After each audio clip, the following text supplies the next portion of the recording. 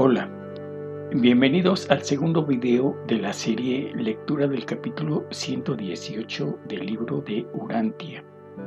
Este capítulo se titula El Supremo y el Último, el Tiempo y el Espacio. Y en este video vamos a dar lectura a la parte número 1, la cual lleva como título El Tiempo y la Eternidad. Y la recomendación que hacemos para las personas que ven por primera vez esta serie de videos es que vean los videos que tienen que ver con el Supremo, que han sido editados en videos anteriores. Y como siempre, al término de la lectura de cada párrafo que vayamos leyendo, vamos a dar nuestro punto de vista personal de lo que este párrafo nos quiere decir. Bien, pues iniciamos con la lectura. El tiempo y la eternidad. Al hombre le es útil conseguir, para su orientación cósmica, la máxima comprensión posible de la relación de la deidad con el cosmos. Aunque la naturaleza de la deidad absoluta es eterna, los dioses están relacionados con el tiempo como una experiencia en la eternidad. En los universos evolutivos, la eternidad es la perpetuidad temporal, el eterno ahora. Bien, pues en videos anteriores leímos lo que el libro nos dice acerca del término deidad, pero vamos a volver a leer para dejar claro a lo que se refiere este párrafo cuando habla de deidad. La deidad puede personalizarse como Dios. Es prepersonal y superpersonal de maneras no del todo comprensibles para el hombre. La deidad se caracteriza por la cualidad de la unidad, actual o potencial, es decir, manifestada o potencial, en todos los niveles supermateriales de la realidad. Y las criaturas comprenden mejor esta cualidad unificadora con el apelativo de divinidad. Bien, pues esto es lo que nos dice el libro en cuanto al término deidad. Ya sabemos que todos estos universos evolutivos y temporales tienen como una de sus finalidades o propósitos el de contribuir a la absolutez, a tener ese grandísimo cúmulo de experiencias que estos universos espaciotemporales les puedan proporcionar e, importantemente, su experiencia con el tiempo en la eternidad, que es propia de su naturaleza. Continuamos con la lectura. La personalidad de la criatura mortal puede eternizarse mediante su identificación con el espíritu interior por medio de la técnica de escoger hacer la voluntad del Padre. Esta consagración de la voluntad equivale a llevar a cabo una intención real y eterna. Esto significa que la intención de la criatura se ha vuelto invariable en relación con la sucesión de los momentos. Dicho de otra manera, que la sucesión de los momentos no presenciará ningún cambio en la intención de la criatura. 1.000.000 o 1.000 millones de momentos no supondrán ninguna diferencia. Los números han dejado de tener significado en lo que se refiere a la intención de la criatura. Y así, la elección de la criatura más la elección de Dios se traducen en las realidades eternas de la unión interminable entre el Espíritu de Dios y la naturaleza del hombre para el servicio perpetuo de los hijos de Dios y de su Padre paradisíaco. Bien, pues en resumen, el hacer la voluntad del Padre universal y siempre en nuestras acciones, nuestras palabras, en nuestra manera de pensar, dejar que sea esta voluntad la que nos conduzca. Esa es la técnica por medio de la cual nuestra personalidad conseguirá la eternidad. Pero esta decisión de hacer la voluntad de Dios no es refugiarse en la oración ni en las duras y pesadas abstenciones que erróneamente imponen muchas religiones. Es más bien una vida de servicio y de movimiento activo en beneficio de nosotros mismos y de la gente que nos rodea. Una vida en la que, en la medida de nuestras posibilidades y recursos, podamos contribuir a tener una mejor sociedad en todos los sentidos, físicos, materiales, espirituales, en salud, en diversión sana, etc. Continuamos.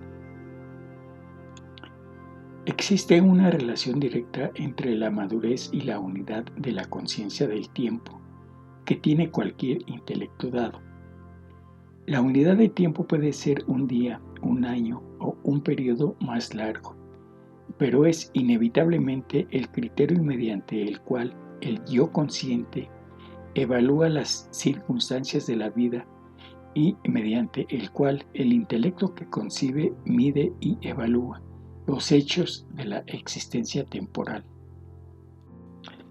Bien, pues es un hecho que es a través del tiempo como vamos evaluando y midiendo las consecuencias y los resultados de las acciones de nuestra vida pasada en nuestro presente y lo que estas acciones tendrán en nuestro futuro.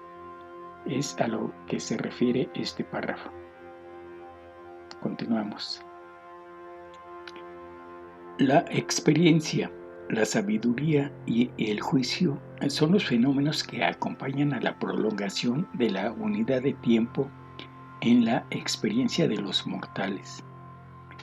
A medida que la mente humana retrocede en el pasado, evalúa la experiencia pasada con objeto de hacer que influya sobre una situación presente. Cuando la mente se introduce en el futuro, intenta evaluar el significado futuro de una posible acción. Una vez que ha tenido en cuenta así tanto la experiencia como la sabiduría, la voluntad humana ejerce su juicio y su decisión en el presente, y el plan de acción nacido así del pasado y del futuro surge a la existencia. Bien, pues lo comentado en el párrafo anterior explica también lo que este párrafo nos quiere decir. Vamos a continuar. En la madurez del yo en desarrollo, el pasado y el futuro se reúnen para iluminar el verdadero significado del presente. A medida que el yo madura, se aleja cada vez más en el pasado en busca de experiencia, mientras que sus previsiones de sabiduría tratan de penetrar cada vez más profundamente en el futuro desconocido. Y a medida que el yo que concibe extiende su alcance cada vez más lejos, tanto en el pasado como en el futuro, su juicio depende cada vez menos del presente pasajero. Las acciones y decisiones empiezan de esta manera a liberarse de las trabas del presente en movimiento, mientras que se comienza a aceptar los aspectos de importancia pasado-futura. Bien, pues realmente en nuestro presente es el resultado de las acciones y decisiones que tomamos en el pasado y en las cuales operan en ese momento de manera invariable. De esta manera, lo que hicimos en el pasado nos puede dar una luz de lo que nos espera en el futuro. Y comenzamos a entender y aceptar la importancia de los aspectos pasado-futuro. Continuamos. Aquellos mortales cuyas unidades de tiempo son cortas practican la paciencia. La verdadera madurez trasciende la paciencia mediante una tolerancia nacida de una verdadera comprensión. Bien, pues hay que tener en cuenta que las unidades de tiempo en nuestro planeta Tierra son diferentes a las unidades de tiempo en otros mundos habitados. Básicamente nuestro tiempo por convención lo medimos tomando como base, por ejemplo, la traslación de la Tierra alrededor del Sol, la rotación de esta misma sobre su propio eje y, por ejemplo, también las fases de la Luna.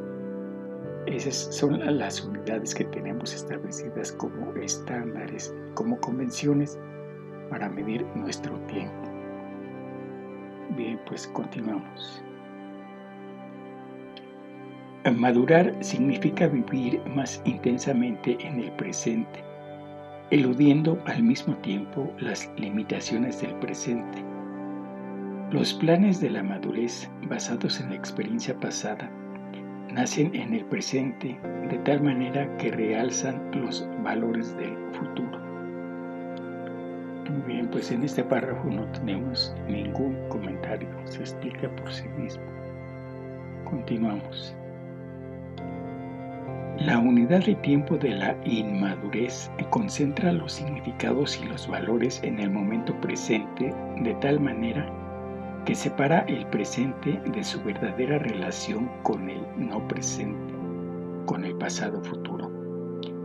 La unidad de tiempo de la madurez está proporcionada para revelar la relación coordinada del pasado, presente, futuro, de tal manera que el yo empieza a hacerse una idea de la totalidad de los acontecimientos. Empieza a ver el paisaje del tiempo desde la perspectiva panorámica de unos horizontes más amplios. Empieza quizás a sospechar la existencia del continuo eterno, sin comienzo ni fin, cuyos fragmentos se llaman tiempo. Bien, pues pasado, presente, futuro. Esta es la visión y perspectiva que debemos tener para, de esta manera, tomar decisiones más maduras basadas en nuestras experiencias pasadas. Aplicar estas decisiones en nuestra vida presente de manera que tengamos un mejor futuro. Continuamos. En los niveles de lo infinito y de lo absoluto, el momento presente contiene todo el pasado, así como todo el futuro. Yo soy significa también yo era y yo seré. Y esto representa nuestro mejor concepto de la eternidad y de lo eterno. Bien, pues aquí tampoco tenemos ningún comentario. El término yo soy lo hemos visto en videos anteriores. Continuamos. En el nivel absoluto y eterno, la realidad potencial es tan significativa como la realidad manifestada. Solo en el nivel finito, y para las criaturas atadas al tiempo, parece existir una diferencia tan enorme. Para Dios, como absoluto, un mortal ascendente que ha tomado la decisión eterna es ya un finalitario del paraíso. Pero el Padre Universal, gracias a los ajustadores del pensamiento interiores, no está limitado así en su conocimiento, sino que también puede conocer y participar en todas las luchas temporales con los problemas de la ascensión de las criaturas, desde los niveles de existencia en que se parecen a los animales, hasta los niveles de existencia en que se parecen a Dios. Bien, pues para nosotros los mortales, la realidad manifestada es lo que alguna vez estuvo en forma potencial. Y parte de nuestra tarea es convertir toda esa realidad potencial en una manifestación. Pero Dios es absoluto, de manera que estas dos realidades son ambas con un significado. Y para nuestro Padre Universal, cuando decidamos por fin el fusionarnos con nuestro ajustador de pensamiento, ya somos finalitarios del paraíso. Y gracias a esta fusión, Dios mismo está participando en nuestra lucha en los mundos del tiempo y del espacio. por conseguir la ascensión. Bien, pues con esto damos por terminada la lectura de la parte 1, que llevó como título El tiempo y la eternidad, del capítulo 118, que lleva como título El supremo y el último, el tiempo y el espacio. En el siguiente video daremos lectura a la parte número 2, que lleva como título La omnipresencia y la ubicuidad. Ojalá y nos puedan acompañar. Muchas gracias.